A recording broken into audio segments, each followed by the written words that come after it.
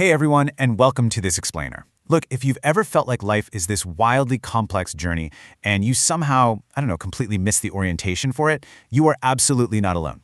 None of us were handed a manual when we got here. There's no welcome packet, no perfectly laid out map, no one standing there explaining the rules of the road. We just arrive. And today we're going to explore what that unspoken journey actually means for you. Right off the bat, this quote from our source material really hits hard, doesn't it? You were not asked whether you wanted to be here. Wow.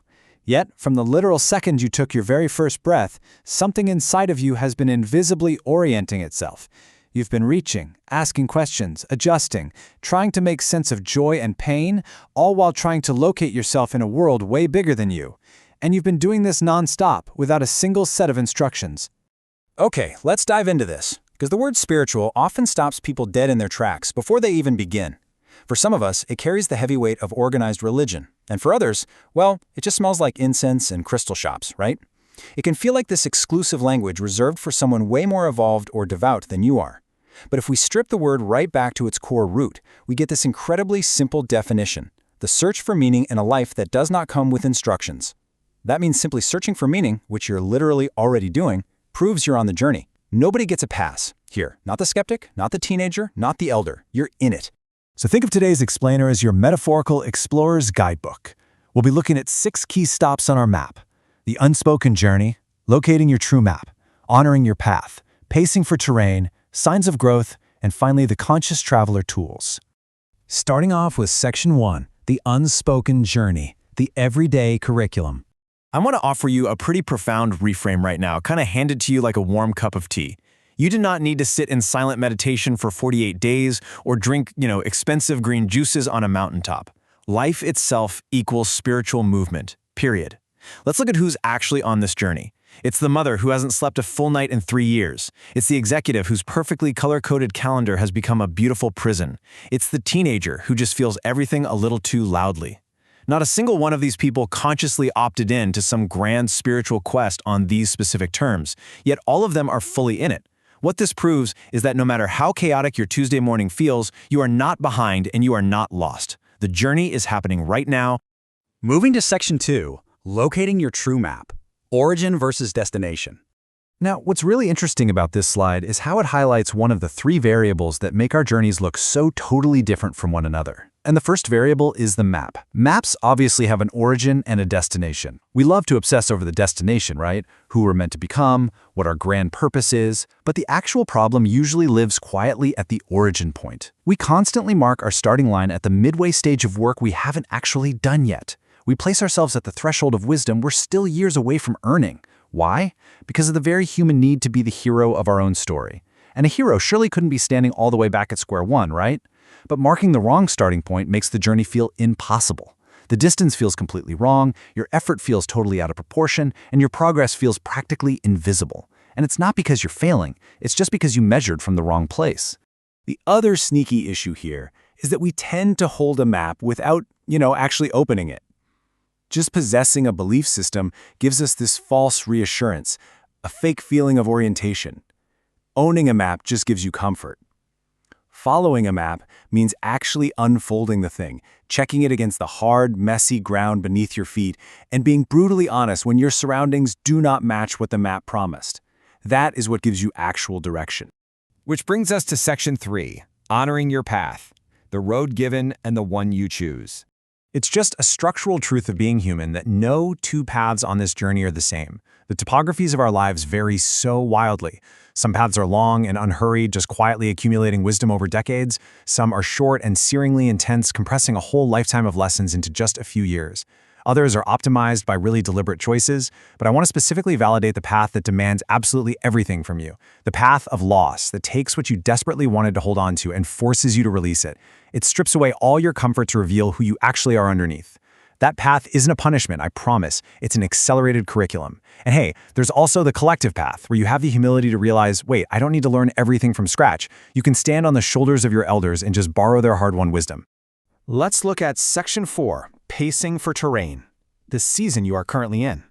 And this brilliantly illustrates our third and final variable, pace. Honestly, this is the most widely misread variable of the whole bunch. We are constantly using speed to measure our worth, assuming that if someone's moving slowly, well, they must have stopped growing.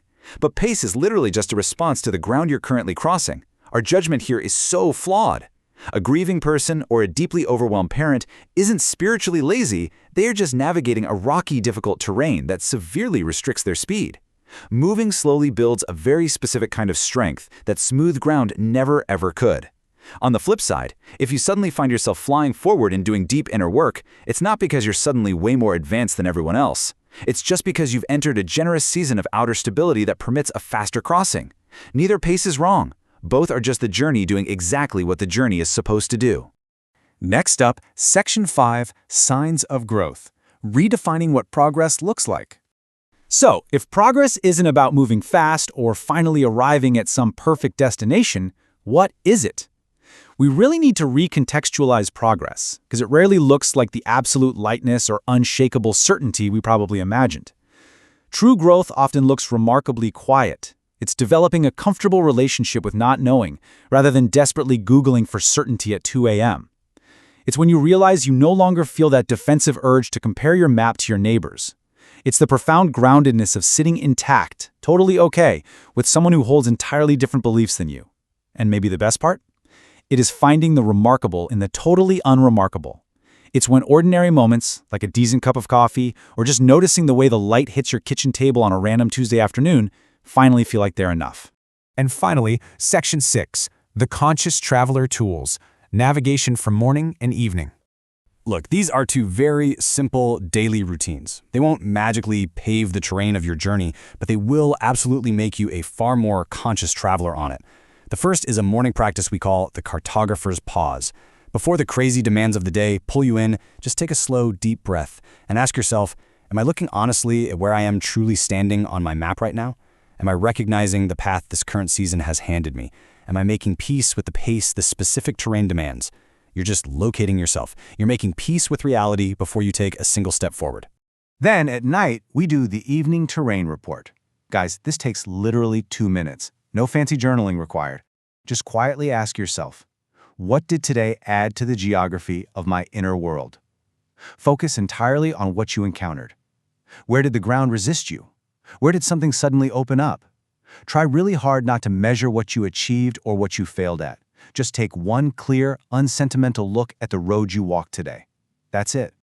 Let's wrap this up with some affirmations, grounding truths for the journey. So the crucial point is packing the right things for the road. Think of these affirmations as essentials for your metaphorical explorer's rucksack. First, regarding your map, I locate my true starting point with honesty and without judgment. Remind yourself constantly that you don't just carry a map, you open it and you check it against reality. Your beliefs are living instruments. They're not defensive walls. They're allowed to grow as you grow. For your path, carry this truth. I honor the path I was given, and I make deliberate choices about the path ahead. Your path, no matter how ridiculously difficult or unexpected it's been, was not a mistake. And you have full permission to borrow the wisdom of those who've walked before you, without a single ounce of shame or apology. Let's move to and see how this builds into your pace. Carry this with you. My pace is the right response to the terrain I'm currently crossing. You have to trust the speed this season can honestly hold. A slow season is actively building a resilience in you that no fast, easy season ever could deliver. And hey, if you ever doubt whether you even belong on this journey in the first place, remember this. I am already in it. I have always been on it, and that is enough to begin. The road does not start the moment you decide to become some highly evolved, perfectly mindful guru. It begins the exact moment you look down and notice that your feet are already moving. You've literally been on this journey since your very first breath. The origin point is right where you stand today. The terrain dictates your speed, and those quiet, ordinary moments, that's where the real growth happens. Your feet are already moving. So where will your map take you next?